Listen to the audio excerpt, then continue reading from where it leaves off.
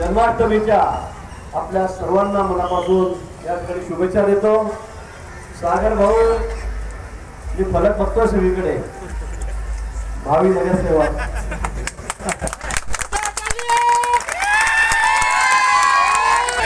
लोकप्रिय असं नेतृत्व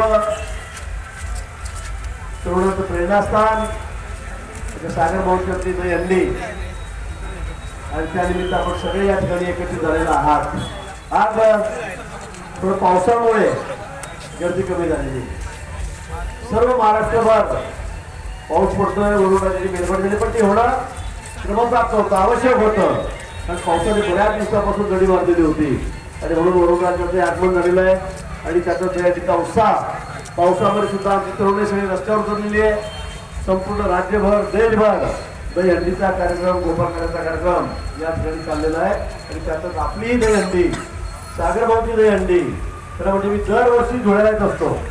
मी नाशिकला मला बोलवलं असतं, त्या ठिकाणी मी पालकमंत्री होतो आहे, जळगाव माझा जिल्हा आहे, पण धुळेकरांचा उत्साह काही वेगळाच आहे। मी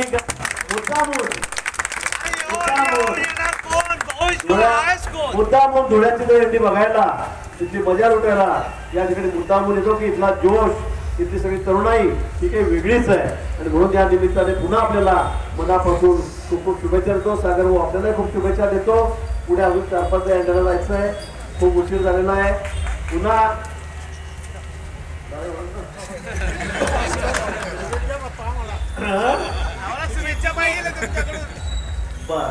आज राजकारणावर बोलायचं नाही आपण, दहीहंडीच्या शुभेच्छा मला आपल्याला या ठिकाणी देतो आणि पुढच्या प्रवासाला देतो। धन्यवाद।